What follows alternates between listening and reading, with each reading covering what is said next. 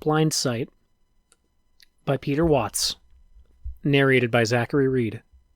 Part 3. Looking back, I can finally admit it. I envied Spindle his way with the ladies. Spliced and diced, a gangly mass of ticks and jitters that could barely feel his own skin, somehow he managed to be charming. That's the word, charming. As a social necessity, it was all but obsolete, fading into irrelevance along with two-party non-virtual sex pairing.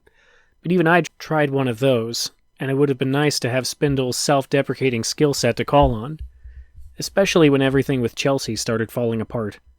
I had my own style, of course. I tried to be charming in my own peculiar way.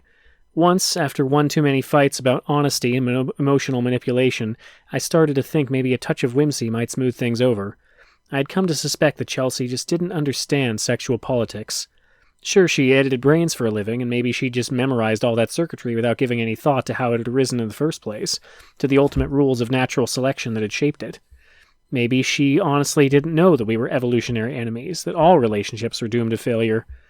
If I could slip that insight into her head, if I could charm my way past her defenses, maybe we'd be able to hold things together. So I thought about it and came up with the perfect way to raise her awareness.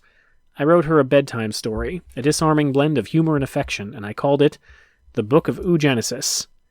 In the beginning there were gametes, and though there was sex, lo, there was no gender, and life was in balance. And God said, Let there be sperm, and some seeds did shrivel in size and grow cheap to make, and they did flood the market. And God said, Let there be eggs, and other seeds were afflicted by a plague of sperm. And yea, few of them bore full fruit, for sperm brought no food for the zygote, and only the largest eggs could make up for the shortfall. And these grew yet larger in the fullness of time. And God put the eggs into the womb, and said, Wait here, for thy bulk has made thee unwieldy, and sperm must seek thee out in thy chambers. Henceforth shalt thou be fertilized internally, and it was so. And God said to the gametes, The fruit of thy fusion may abide in any place, and take any shape. It may breathe air or water or the sulphurous muck of hydrothermal vents. But do not forget my one commandment unto you, which has not changed from the beginning of time. Spread thy genes. And thus did sperm and egg go into the world, and sperm said, I am cheap and plentiful, and if I sowed abundantly, I will surely fulfill God's plan. I shall forever seek out new mates, and then abandon them when they are with child, for there are many wombs and little time. But egg said, Lo, the burden of procreation weighs heavily upon me. I must carry flesh that is but half mine, gestate and feed it even when it leaves my chamber. For by now many of egg's bodies were of warm blood and furry besides. I can have but few children, and must devote myself to those, and protect them at every turn, and I will make sperm help me, for he got me into this. And he doth struggle at my side, I shall not let him stray, nor lie with my competitors. And sperm liked this not. And God smiled, for its commandment had put sperm and egg at war with each other, even until the day they made themselves obsolete. I brought her flowers one dusky Tuesday evening when the light was perfect. I pointed out the irony of that old romantic tradition, the severed genitalia of another species, offered as a pre-copulatory bribe, and then recited my story just as we were about to fuck. To this day, I still don't know what went wrong. The glass ceiling is in you. The glass ceiling is conscience. Jacob Holtzbrink, The Keys to the Planet. There were stories before we left Earth of a fourth wave, a fleet of deep space dreadnoughts running silent on our wake, should the cannon fodder up front run into something nasty. Or if the aliens were friendly, an ambassadorial frigate full of politicians and CEOs ready to elbow their way to the front of the line. Never mind that Earth had no deep space dreadnoughts or ambassadorial spaceships. Theseus hadn't existed either before Firefall. Nobody had told us of any such contingent, but you never show the big picture to your front line. The less they know, the less they can betray. I still don't know if the fourth wave ever existed. I never saw any evidence of one, for whatever that's worth. We might have left them floundering back at Burns Caulfield, or maybe they followed us all the way to Big Ben, crept just close enough to see what we were up against, and turned tail before things got ugly. I wonder if that's what happened. I wonder if they made it back home. I look back now and hope not. A giant marshmallow kicked Theseus in the side. Down swung like a pendulum. Across the drum, Spindle yelped as if scalded. In the galley, cracking a bulb of hot coffee, I nearly was. This is it, I thought. We got too close. They're hitting back. What the... A flicker on the party line as Bates linked from the bridge. Main drive just kicked in. We're changing course. To what? Where? Whose orders? Mine, Sadasti said, appearing above us. Nobody spoke, drifting into the drum through the stern hatchway, the sound of something grinding. I pinged Theseus's resource allocation stack. Fabrication was retooling itself for the mass production of doped ceramics. Radiation shielding. Solid stuff, bulky and primitive, not the controlled magnetic fields we usually relied on. The game emerged sleepy-eyed from their tent, Sasha grumbling. What the fuck? Watch. Sadasti took hold of consensus and shook it. It was a blizzard, not a briefing.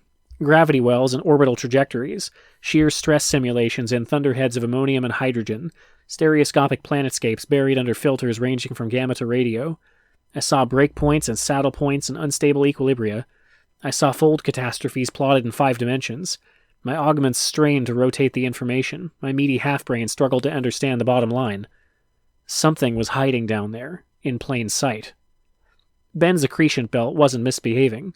Its delinquency wasn't obvious. Sadasti hadn't had to plot every pebble and mountain and planetesimal to find the pattern, but he'd come close, and neither he nor the conjoined intelligence he shared with the captain had been able to explain those trajectories as the mere aftermath of some past disturbance. The dust wasn't just settling. Some of it marched downhill to the beat of something that even now reached out from the cloud tops and pulled debris from orbit. Not all that debris seemed to hit. Ben's equatorial regions flickered constantly with the light of meteorite impacts, much fainter than the bright wakes of the skimmers, and gone in the wink of an eye, but those frequency distributions didn't quite account for all the rocks that had fallen. It was almost as though every now and then some piece of incoming detritus simply vanished into a parallel universe, or got caught by something in this one. Something that circled Ben's equator every 40 hours, almost low enough to graze the atmosphere. Something that didn't show up in visible light or infrared or radar. Something that might have remained pure hypothesis if a skimmer hadn't burned an incandescent trail across the atmosphere behind it when Theseus had happened to be watching. Sadasti threw that one dead center, a bright contrail streaking diagonally across Ben's perpetual nightscape, stuttering part way a degree or two to the left, stuttering back just before it passed from sight. Freeze frame showed a beam of light frozen solid. A segment snapped from its midsection and jiggled just a hair out of alignment. A segment 9 kilometers long. It's cloaked, Sasha said, impressed. Not very well. Bates emerged from the forward hatch and sailed spinward. Pretty obvious refractory artifact. She caught stairs halfway to the deck, used the torque of spin against spam to flip upright and plant her feet on the steps. Why didn't we catch that before? No backlight? Spindle suggested. It's not just the contrail, look at the clouds. Sure enough, Ben's cloudy backdrop showed the same subtle dislocation. Bates stepped onto the deck and headed for the conference table. We should have seen this earlier. The other probes see no such artifact, Sadasti said. This probe approaches from a wider angle, 27 degrees. Wider angle to what? Sasha said. To the line, Bates murmured, between us and them. It was all there on tactical. Theseus fell inwards along an obvious arc, but the probes we dispatched hadn't dicked around with the Hohmann transfers. They'd burned straight down, their courses barely bending, all within a few degrees of the theoretical line connecting Ben to Theseus. Except this one. This one had come in wide and seen the trickery. The further our bearing, the more obvious the discontinuity, Sarasti intoned. I think it's clearly visible on any approach perpendicular to ours. So we're in a blind spot. We see it if we change course? Bates shook her head.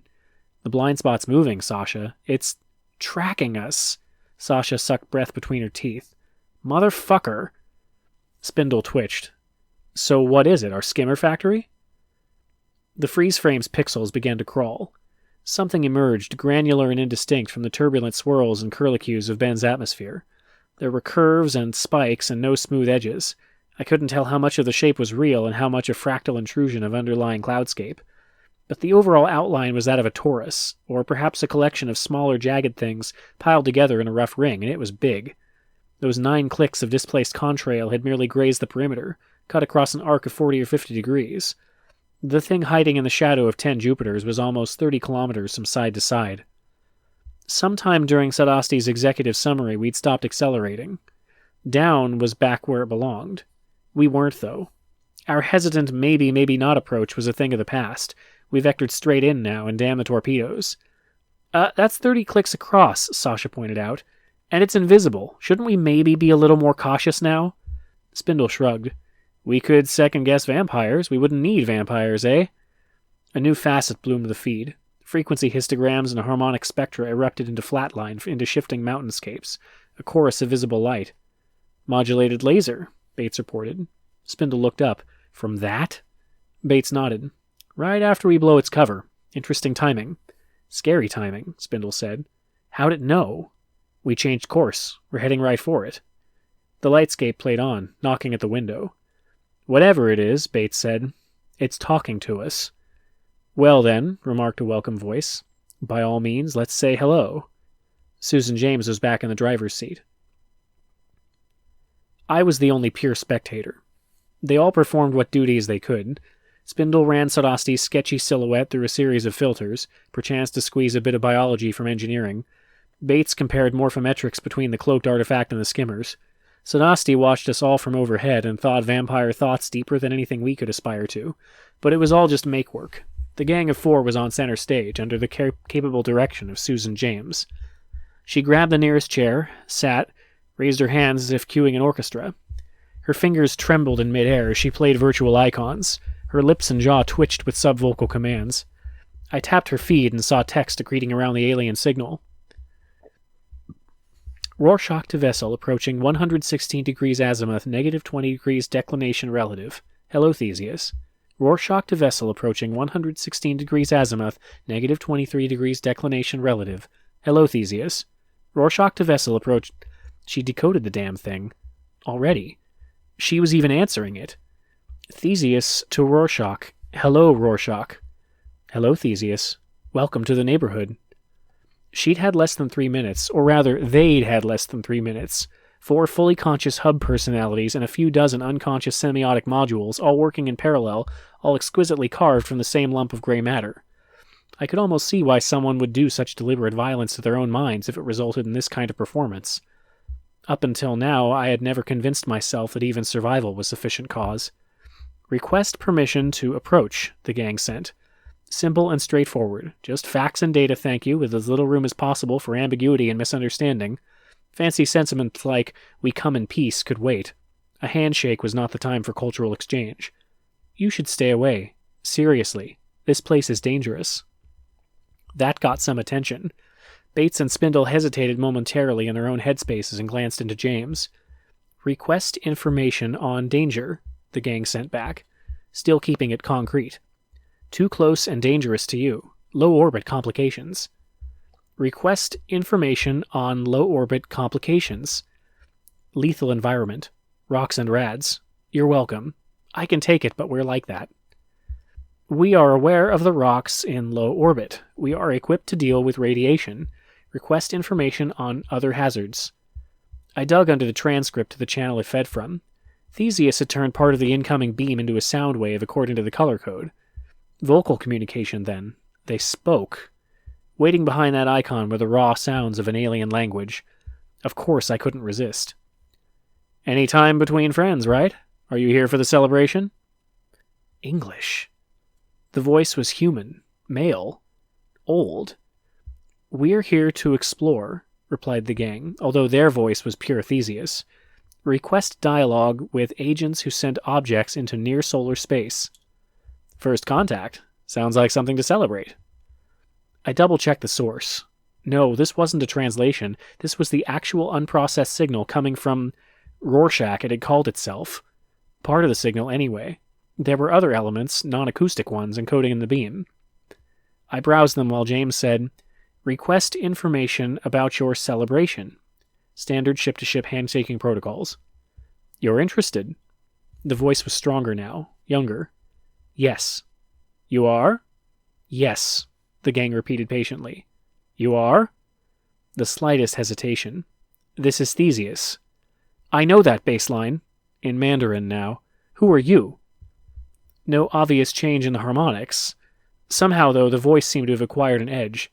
This is Susan James. I am a... You wouldn't be happy here, Susan.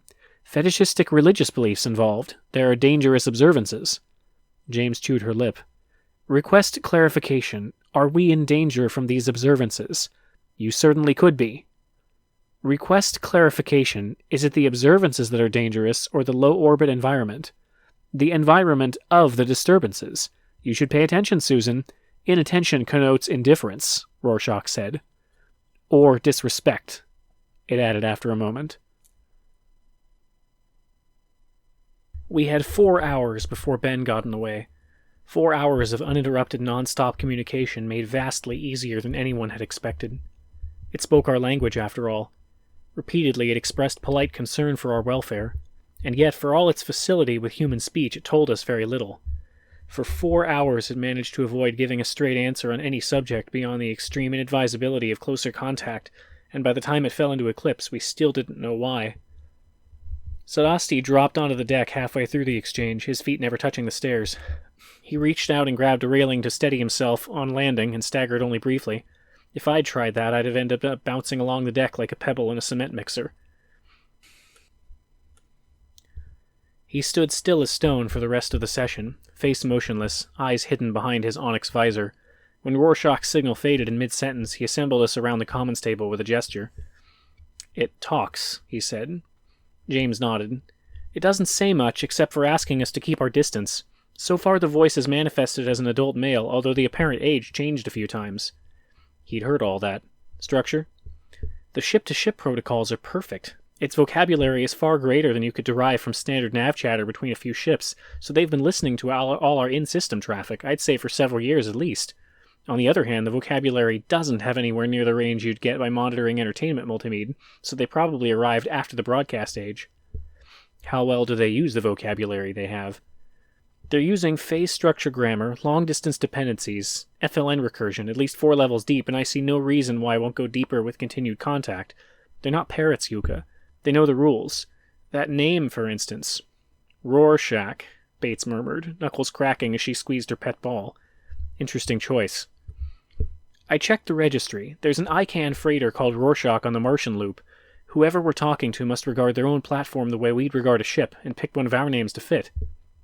Spinzel dropped into the chair beside me, fresh from a galley run. A bulb of coffee glistened like gelatin in his hand. "That name, out of all ships in the Intersys, seems way too symbolic for random choice." "I don't think it was random. Unusual ship names promote comment. Rorschach's pilot goes ship to ship with some other vessel. The other vessel comes back with, 'Oh, Grandma, what an unusual name you have.' Rorschach replies with some off-the-cuff comment about nomenclatural origins, and it all goes out in the EM. Someone listening to all that chatter not only figures out the name and the thing it applies to, but can get some sense of meaning from the context. Our alien friends probably eavesdropped on half the registry and deduced that Rorschach would be a better tag for someone unfamiliar than, say, the SS Jamie Matthews." "Territorial and smart," Spindle grimaced, conjuring a mug from beneath his chair. "Wonderful." Bates shrugged. "Territorial, maybe. Not necessarily aggressive. In fact, I wonder if they could even hurt us if they wanted to." "I don't," Spindle said. "Those skimmers." The Major waved a dismissive hand. "Big ships turn slowly. If they were setting up to snooker us, we'd see it well in advance." She looked around the table. "Look, am I the only one who finds this odd? An interstellar technology that redecorates superjovians and lines up meteoroids like elephants on parade, and they were hiding? From us?" "Unless there's someone else out here," James suggested uneasily. Bates shook her head. The cloak was directional. It was aimed at us and no one else. "And even we saw through it," Spindle added. "Exactly. So they go to Plan B, which so far amounts to nothing but bluster and vague warnings. I'm just saying they're not acting like giants. Rorschach's behavior feels improvised. I don't think they expected us." "Course not. Burns Caulfield was—" "I don't think they expected us yet." Spindle said, digesting it. The Major ran one hand over her naked scalp. "Why would they expect us to just give up after we learned we'd been sniped? Of course we'd look elsewhere. Burns Caulfield could only have intended as a delaying action. If I was them, I'd plan on us getting out here eventually. But I think they miscalculated somehow. We got out here sooner than they expected and caught them with their pants down." Spindle split the bowl but emptied it into his mug. "Pretty large miscalculation for something so smart, eh?" A hologram bloomed on contact with the steaming liquid, glowing in soft commemoration of the gods of Glasslands. The scent of plasticized coffee flooded the commons. "Especially after they surveil us down to the square meter," he added. "And what did they see? ICANNs, solar sails, ships that take years to reach the Kuiper and don't have the reserves to go anywhere else afterwards. Telematter didn't exist beyond Boeing simulators and half a dozen prototypes back then. Easy to miss. They must have figured one decoy would buy them all the time they needed." "To do what?" James wondered. Whatever it is, Bates said. We're ringside. Spindle raised his mug with an infirm hand and sipped. The coffee trembled in its prison, the surface wobbling and blobbing in the drum's half-hearted gravity. James pursed her lips in faint disapproval. Open-top containers for liquids were technically verboten in variable gravity environments, even for people without Spindle's dexterity issues. So they're bluffing, Spindle said at last. Bates nodded. That's my guess. Rorschach's still under construction. We could be dealing with an automated system of some kind. So we can ignore the keep off the grass signs, eh? Walk right in? We can afford to bide our time. We can afford to not push it. Ah, so even though we could maybe handle it now, you want to wait until it graduates from covert to invulnerable. Spindle shuddered, set down his coffee. Where'd you get your military training again? Sporting Chance Academy? Bates ignored the jibe. The fact that Rorschach's still growing may be the best reason to leave it alone for a while. We don't have any idea what the mature form of this artifact might be. Sure, it hid. Lots of animals take cover from predators without being predators, especially young ones. Sure, it's evasive. Doesn't give us the answers we want. But maybe it doesn't know them. Did you consider that? How much luck would you have interrogating a human embryo? Adult could be a whole different animal. Adult could put our asses through a meat grinder. So could the embryo, for all we know. Bates rolled her eyes. Jesus, Isaac, you're the biologist. I shouldn't have to tell you how many shy, reclusive critters pack a punch when they're cornered. Porcupine doesn't want any trouble, but he'll still give you a face full of quills if you ignore the warning. Spindle said nothing. He slid his coffee sideways along the concave tabletop to the very limit of his reach. The liquid sat there in the mug, a dark circle perfectly parallel to the rim, but canted slightly towards us. I thought I could make out even the merest convexivity in the surface itself. Spindle smiled faintly at the effect. James cleared her throat. Not to downplay your concerns, Isaac, but we've hardly exhausted the diplomatic route. At least it's willing to talk, even if it's not as forthcoming as we'd like. Sure it talks, Spindle said, eyes still leaning on the mug. Not like us. Well, no, there's some... It's not just slippery. It's downright dyslexic sometimes, you noticed? And it mixes up its pronouns. Given that it picked up the language entirely via passive eavesdropping, it's remarkably fluent. In fact, from what I can tell, they're more efficient at processing speech than we are. Gotta be efficient at a language if you're going to be so evasive in it, eh? If they were human, I might agree with you, James replied. But what appears to us as evasion or deceit could just as easily be explained by reliance on smaller conceptual units. Conceptual units? Bates, I was beginning to realize, never pulled up a subtitle if she could help it. James nodded. Like processing a line of text word by word instead of looking at complete phrases. The smaller the units, the faster they can be reconfigured. It gives you very fast semantic reflexes. The downside is that it's difficult to maintain the same level of logical consistency since the patterns within the larger structure are more likely to get shuffled. Whoa. Spindle straightened, all thoughts of liquids and centripetal force forgotten. All I'm saying is we aren't necessarily dealing with deliberate deception here. An entity who parses information at one scale might not be aware of inconsistencies at another. It might not even have a conscious access to that level. That's not all you're saying. Isaac, you can't apply human norms to it. I wondered what you were up to. Spindle drove into the transcripts. A moment later, he dredged up an excerpt. Request information on environments you consider lethal. Request information on your response to the prospect of imminent exposure to lethal environments. Glad to comply. But your lethal is different from us. There are many migrating circumstances. You were testing it, Spindle crowed. He smacked his lips, his jaw ticked. You were looking for an emotional response. It was just a thought. It didn't prove anything. Was there a difference in the response time? James hesitated, then shook her head. But it was a stupid idea. There are so many variables. We have no idea how they're alien. The pathology's classic. What pathology? I asked. It doesn't mean anything except they're different from the human baseline, James insisted, which is not something anyone here can look down their nose about. I tried again. What pathology? James shook her head. Spindle filled me in. There's a syndrome you might have heard about, eh? Fast talkers, no conscience, tend to malapropism and self-contradiction, no emotional affect. We're not talking about human beings here, James said again softly. But if we were, Spindle added, we might call Rorschach a clinical sociopath. Sodasti had said nothing during the entire exchange. Now with the word hanging out in the open, I noticed that nobody else would look at him.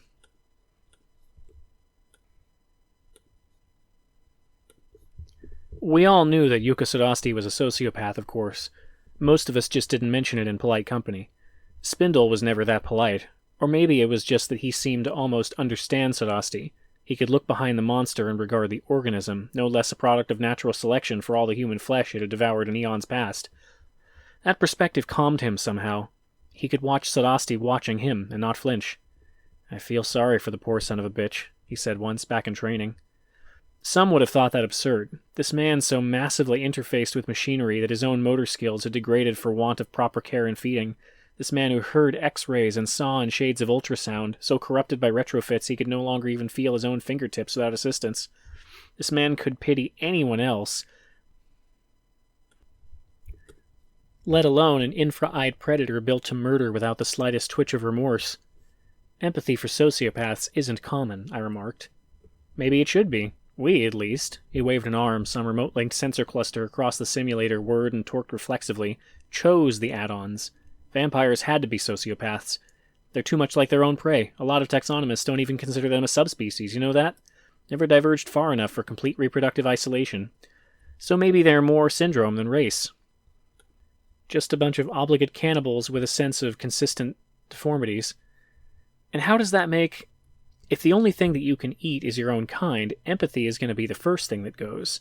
Psychopathy's no disorder in those shoes, eh? Just survival strategy. But they still make our skin crawl, so we chain 'em up. You think we should have repaired the crucifix glitch? Everyone knew why we hadn't. Only a fool would resurrect a monster without safeguards in place. Vampires came with theirs built in. Without his anti-Euclideans, Sarasti would go grand mal on the first thing he caught close sight of a 4-panel window frame. But Spindle was shaking his head. We couldn't have fixed it. Or we could have, he amended. But the glitch is in the visual cortex, eh? Linked to omnisavantism. You fix it, you disable their pattern-matching skills, and then what's even the point of bringing them back? I didn't know that. Well, that's the official story. He fell silent for a moment, cracked a crooked grin. Then again, we didn't have any trouble fixing the proto-Cadaran pathways when it suited us. I subtitled. Context-sensitive consensus served up Proto-Cadaran Gamma-Y, the magical hominid brain protein that vampires had never been able to synthesize. The reason they hadn't just switched to zebras or warthogs once denied human prey, why our discovery of the terrible secret of the right angle had spelled their doom. Anyway, I just think he's cut off. A nervous tick tugged at the corner of Spindle's mouth. Lone wolf, nothing but sheep for company. Wouldn't you feel lonely? They don't like company, I reminded him. You didn't put vampires of the same sex together, not unless you were taking bets on a bloodbath. They were solitary hunters and very territorial. With a minimum viable pred-prey ratio of 1 to 10, and human prey spread so sparsely across the Pleistocene landscape, the biggest threat to their survival had been competition from their own kind. Natural selection had never taught them to play nicely together. That didn't cut any ice with Spindle, though. Doesn't mean he can't be lonely, he insisted. Just means he can't fix it. They know the music, but not the words. Hair without conscience. We did it with mirrors. Great round parabolic things, each impossibly thin and 3 times as high as a man. Theseus rolled them up and bolted them to firecrackers stuffed with precious antimatter from our dwindling stockpiles. With 12 hours to spare, she flung them like confetti along precise ballistic trajectories, and when they were safely distant, she set them alight. They pinwheeled off every which way, gamma sleeting in their wake until they burned dry. Then they coasted, unfurling mercurial insect wings across the void. In the greater distance, 400,000 alien machines looped and burned and took no obvious notice. Rorschach fell around Bend, barely 1,500 kilometers from atmosphere, a vast endless circle that took just under 40 hours to complete. By the time it didn't return to our sight, our mirrors were all outside the zone of total blindness. A close-up of Ben's equatorial edge floated in consensus. Mirror icons sparkled around it like an exploding schematic, like the disconnected facets of some great, expanding compound eye. None had brakes. Whatever high ground the mirrors held, they wouldn't hold it for long. There, Bates said. A mirage wavered stage left, a tiny spot of swirling chaos, perhaps half the size of a fingernail, held at arm's length. It told us nothing. It was pure heat shimmer. But light bounced towards us from dozens of relayers, and while we each saw scarcely more than our last probe had, a patch of dark cloud set slightly awry by some invisible prism, each of these views refracted differently. The captain sieved flashes from the heavens and stitched them into a composite view. Details emerged. First, a faint sliver of shadow, a tiny dimple all but lost in the seething equatorial cloud bands. It had just barely rotated into view around the edge of the disk, a rock in the stream perhaps, an invisible finger stuck in the clouds, turbulence and sheer stress shredding the boundary layers to either side. Spindle squinted. Plage effect. Subtitle said he was talking about a kind of sunspot, a knot in Ben's magnetic field. Higher, James said. Something floated above that dimple in the clouds, the way a ground effect ocean liner floats above the depression it pushes into the water's surface. I zoomed. Next to an Oasa subdwarf with 10 times the mass of Jupiter, Rorschach was tiny. Next to Theseus, it was a colossus. Not just a torus, but a tangle. A city-sized chaos of spun glass, loops and bridges and attenuate spires. The surface texture was pure artifice, of course. Consensus merely gift-wrapped the enigma in refracted background. Still, in some dark, haunting way, it was almost beautiful. A nest of obsidian snakes and smoky crystalline spines. "It's talking again," James reported. "Talk back," Sodasti said, and abandoned us. So she did, and while the gang spoke with the artifact, the others spied upon it. Their vision failed over time, mirrors fell away along their respective vectors, lines of sight degraded with each passing second, but consensus filled with things learned in the meantime. Rorschach massed 1.8 times 10 to the 10th kilograms with a total volume of 2.3 times 10 to the 8th cubic meters. Its magnetic field, judging by radio squeals and its plage effect, was thousands of times stronger than the sun's. Astonishingly, parts of the composite image were clear enough to discern fine spiral grooves twined around the structure. Fibonacci sequence, Spindle reported, one jiggling eye fixing me for a moment. At least they're not completely alien.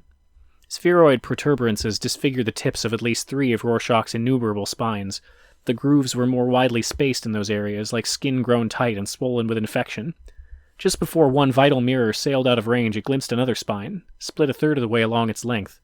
Torn material floated flaccid and unmoving in the vacuum. "Please," Bates said softly, "tell me that's not what it looks like." Spindle grinned. "Sporangium? Seed pod? Why not?" Rorschach may have been reproducing, but beyond a doubt it was growing, fed by a steady trickle of infalling debris from Ben's accretion belt. We were close enough now to get a clear view of that procession. Rocks and mountains and pebbles fell like sediment swirling around a drain. Particles that collided with the artifact simply stuck. Rorschach engulfed prey like some vast metastic amoeba.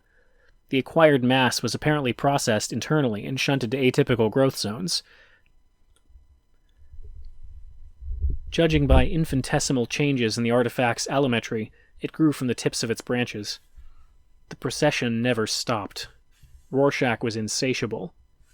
It was a strange attractor in the interstellar gulf. The paths along which the rocks fell were precisely and utterly chaotic. It was as though some Keplerian black belt had set up the whole system like an astronomical wind-up toy, kicked everything into motion, and let inertia do the rest. "Didn't think that was possible," Bates said. Spindle shrugged.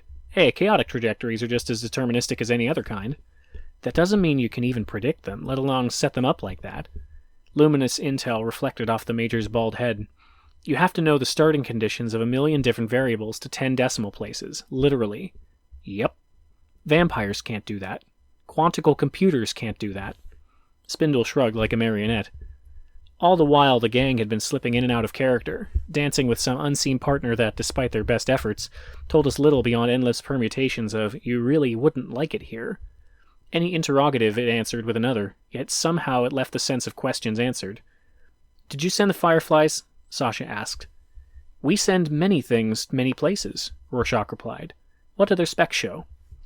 "We do not know their specifications. The Fireflies burned up over Earth." "Then shouldn't you be looking there? When our kids fly, they're on their own." Sasha muted the channel. "You know who we're talking to? Jesus of fucking Nazareth, that's who." Spindle looked at Bates. Bates shrugged, palms up. "You didn't get it?" Sasha shook her head. "That last exchange was the informational equivalent of, should we render taxes unto Caesar? Beat for beat." "Thanks for casting us as the Pharisees," Spindle grumbled. "Hey, if the Jew fits." Spindle rolled his eyes. "That was when I first noticed it. A tiny imperfection in Sasha's topology, a fly speck of doubt marring one of her facets. "We're not getting anywhere," she said.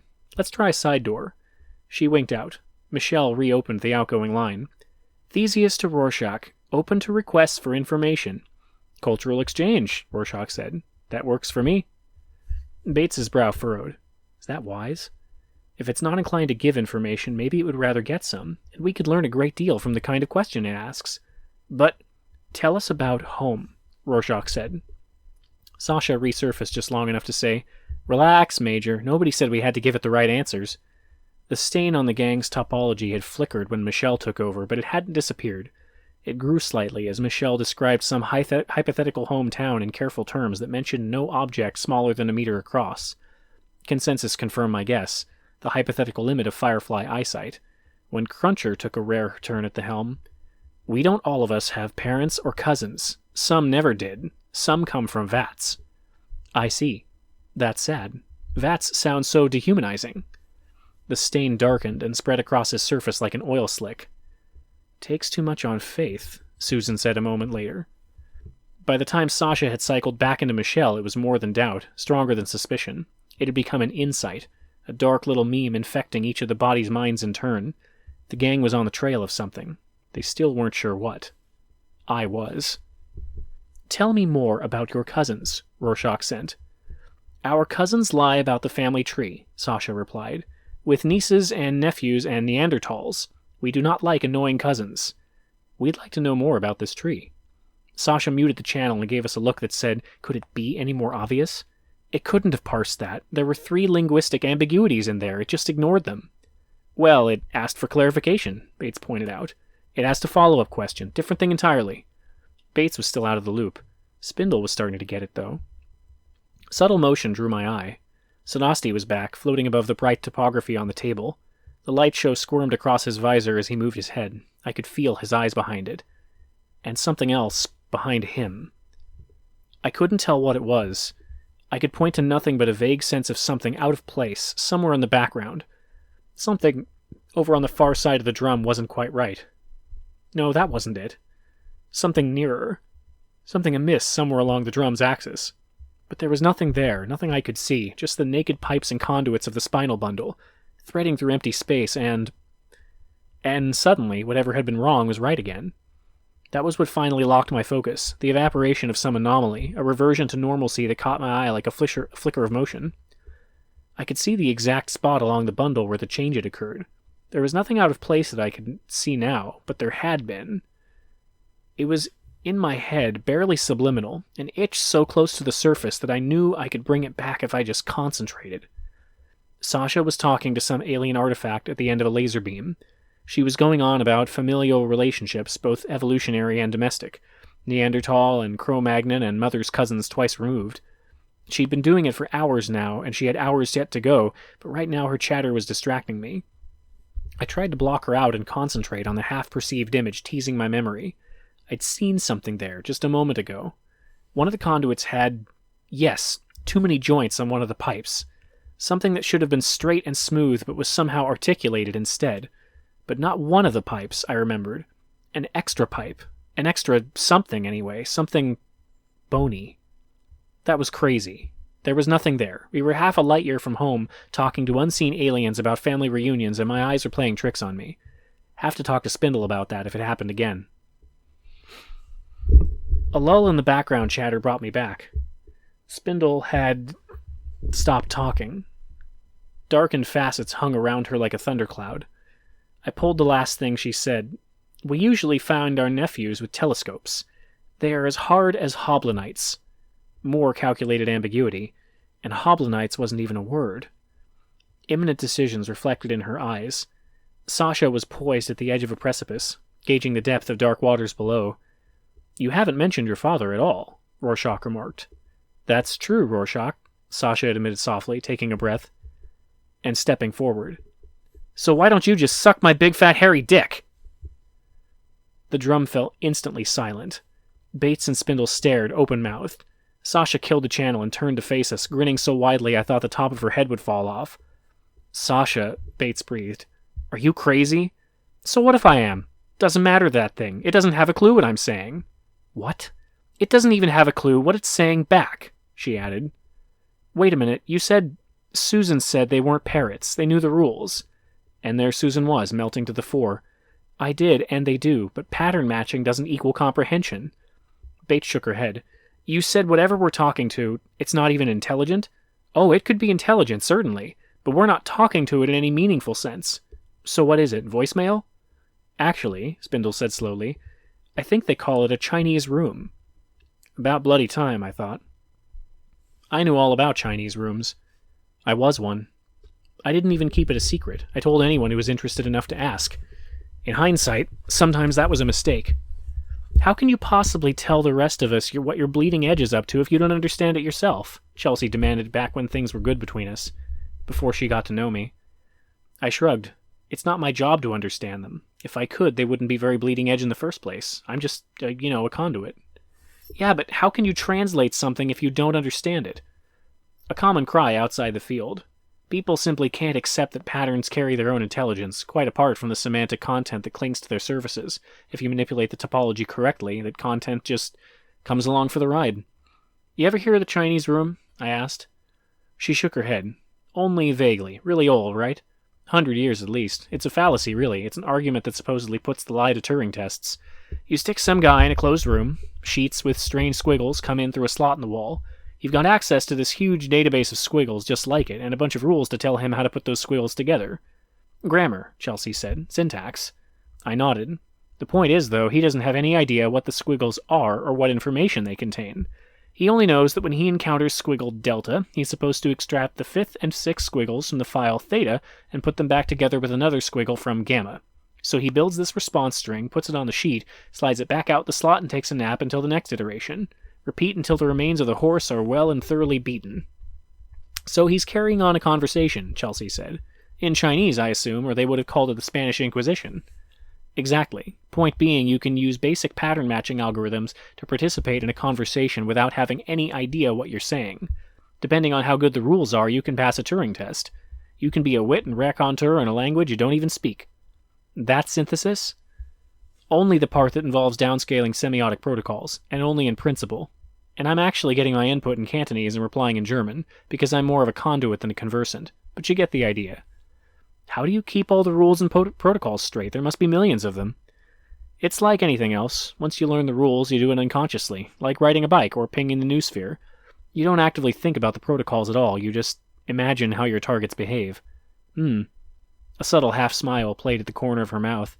But the argument's not really a fallacy then, is it? It's spot on. You really don't understand Cantonese or German. The system understands. The whole room with all its parts. The guy who does the scribbling is just one component. You wouldn't expect a single neuron in your head to understand English, would you? Sometimes one's all I can spare. Chelsea shook her head. She wasn't going to let it go. I could see her sorting questions in order of priority. I could see them getting increasingly personal. To get back to the matter at hand, I said, preempting them all. You were going to show me how to do that thing with the fingers. A wicked grin wiped the questions off her face. Oh, that's right. It's risky getting involved. Too many confounds. Every tool in the shed goes dull and rusty the moment you get entangled with a system you're observing. Still serviceable in a pinch, though. It hides now, Sadasti said. It's vulnerable now. Now we go in. It wasn't news so much as review. We'd been straight-lining towards Ben for days now, but perhaps the Chinese room hypothesis had strengthened his resolve. At any rate, with Rorschach and Eclipse once more, we were prepared to take intrusiveness to the next level. Theseus was perpetually gravid, a generic probe incubated in her fabrication plant, its development arrested just short of the birth of anticipation of unforeseen mission requirements. Sometime between briefings, the captain had brought it to parturition, customized for close contact and groundwork. It burned down the well at high G a good 10 hours before Rorschach's next scheduled appearance, inserted itself into the rock stream, and went to sleep. If our calculations were in order, it would not be smashed by some errant piece of debris before it woke up again. If all went well, an intelligence that had precisely orchestrated a cast of millions would not notice one extra dancer on the floor. If we were just plain lucky, the myriad high divers that happened to be a line of sight at the time were not programmed as tattletales. Acceptable risks. If we hadn't been up for them, we might as well have stayed home. And so we waited. 4 optimized hybrids somewhere past the threshold of mere humanity, one extinct predator who'd opted to command us instead of eating us alive. We waited for Rorschach to come back around the bend. The probes fell smoothly around the well, an ambassador to the unwilling. Or, if the gang was right, maybe just a backdoor artist set to a B&E and empty condo. Spindle had named it Jack-in-the-Box, after some antique child's toy that didn't even rate a listing in Consensus. We fell in its wake, nearly ballistic now, momentum and inertia carefully pre-calculated to thread us through the chaotic minefield of Ben's accretion belt. Kepler couldn't do it all, though. Theseus grumbled briefly now and then, the intermittent firing of her attitude jets rumbling softly up the spine as the captain tweaked our descent into the maelstrom. No plan ever survives first contact with the enemy, I remembered, but I didn't know from where. Got it, Bates said. A speck appeared at Ben's edge. The display zoomed instantly to close-up. Proximity boot. Rorschach remained invisible to Theseus, close as we were to coming. But parallax stripped at least some of the scales in the probe's eyes. It woke to spikes and spirals of smoky glass flickering in and out of view. Ben's flat, endless horizon semi-visible through the intervening translucence. The view trembled. Waveforms rippled across consensus. Quite the magnetic field, Spindle remarked. Breaking, Bates reported. Jack turned slowly retrograde and fired its torch. On tactical, Delta V swung to red. Sasha was driving the gang's body this shift. Incoming signal, she reported. Same format. Sadasti clicked. Pipe it. Rorschach to Theseus. Hello again, Theseus. The voice was female this time and middle-aged. Sasha grinned. See? She's not offended at all. Big hairy dick notwithstanding. Don't answer, Sadasti said. Burn complete, Bates reported. Coasting now, Jack sneezed. Silver chaff shot into the void towards the target. Millions of compass needles, brilliantly reflective, fast enough to make Theseus seem slow. They were gone in an instant. The probe watched them flee, swept laser eyes across every degree of arc, scanned its sky twice a second, and took careful note of each and every reflective flash. Only at first did those needles shoot anything along approaching a straight line. Then they swept abruptly into Lorentz spirals, twisting into sudden arcs and corkscrews, shot away along new and intricate trajectories bordering on the relativistic. The contours of Rorschach's magnetic field resolved in consensus, at first glance looking like nested layers of a glass onion. Sproing, Spindle said. At second glance, the onion grew wormy. Invignations appeared, long snaking tunnels of energy proliferating fractally at every side. Rorschach to Theseus. Hello, Theseus, you there? A holographic inset beside the main display plotted the points of a triangle in flux. Theseus at the apex, Rorschach and Jack defining the narrow base. Rorschach to Theseus. I see you. She's got a more casual affect than he ever did. Sasha glanced up at Sadasti, and did not add, You sure about this? She was starting to wonder herself, though. Starting to dwell on the potential consequences of being wrong now that we were committed. As far as sober second thought was concerned, it was too little, too late. But for Sasha, that was progress. Besides, it had been Sadasti's decision. Great hoops were resolving in Rorschach's magnetosphere. Invisible to human eyes, their outlines were vanishingly faint even on tactical. The chaff had scattered so thinly across the sky that even the captain was resorting to guesswork. The new macrostructures hovered in the magnetosphere like the nested gimbals of some greater phantom gyroscope. I see you haven't changed your vector, Rorschach remarked. We really wouldn't advise continuing your approach. Seriously. For your own safety. Spindle shook his head. Hey, Mandy. Rorschach talking to Jack at all? If it is, I'm not seeing it. No incident light, no directed EM of any kind.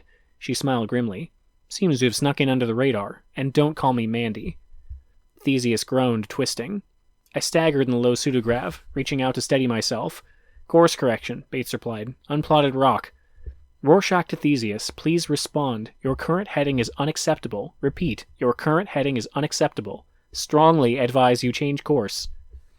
By now the probe coasted just a few kilometers off of Rorschach's leading edge. That close it served way more than magnetic fields. It presented Rorschach itself in bright tactical color codes. Invisible curves and spikes iridescent consensus across any number of on-demand pigment schemes. Gravity, reflectivity, blackbody emissions. Massive electrical bolts erupting from the tips of thorns rendered in lemon pastels. User-friendly graphics had turned Rorschach into a cartoon. Rorschach to Theseus, please respond. Theseus growled to stern, fishtailing. On tactical, another just-plotted piece of debris swept by a discreet 6,000 meters to port. Rorschach to Theseus, if you are unable to respond, please... Holy shit! The cartoon flickered and died. I'd seen what had happened in the last instant, though. Jack passing near one of those great phantom hoops, a tongue of energy flicking out, quick as a frog's, a dead feed. I see what you're up to now, you cocksuckers. Do you think we're fucking blind down here? Sasha clenched her teeth. No, Sadasti said. But it fit... Sadasti hissed from somewhere in the back of his throat. I had never heard a mammal make a noise quite like that before. Sasha fell immediately silent. Bates negotiated with her controls. I've still got... Just a sec. You pull that thing back right fucking now, you hear us? Right fucking now. Got it. Bates gritted as the feed came back up. Just had to reacquire the laser.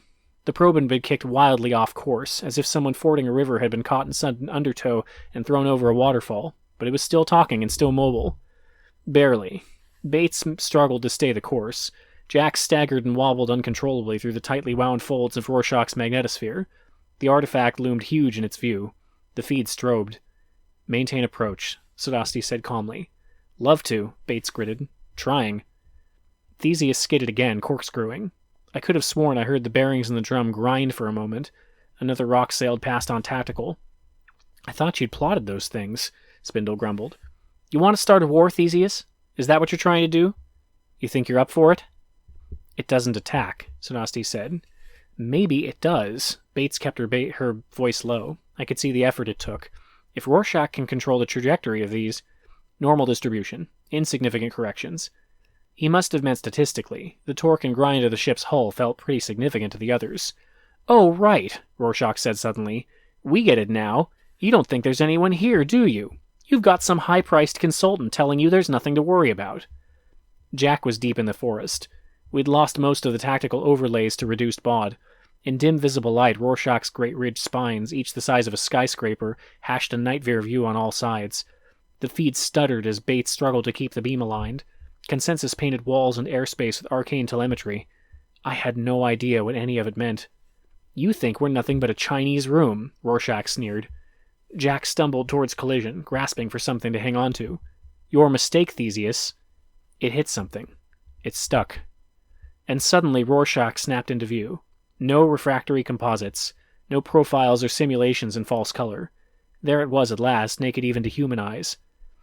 Imagine a crown of thorns, twisted, dark, and unreflective, grown too thickly tangled to ever rest on any human head. Put in an orbit around a failed star whose own reflected half-light does little more than throw in satellites into silhouette. Occasional bloody highlights glinted like dim embers from its twists and crannies. They only emphasize the darkness everywhere else. Imagine an artifact that embodies the very notion of torture, something so wrenched and disfigured that even across uncounted light years and unimaginable differences in biology and outlook, you can't help feel that somehow the structure itself is in pain. Now make it the size of a city. It flickered as we watched. Lightning arced from recursive spines 1,000 meters long. Consensus showed us a strobe-lit hellscape, huge and dark and twisted. The composites had lied. It was not the least bit beautiful. "Now it's too late," said something from deep inside. "Now every last one of you is dead. And Susan? You there, Susan? We're taking you first."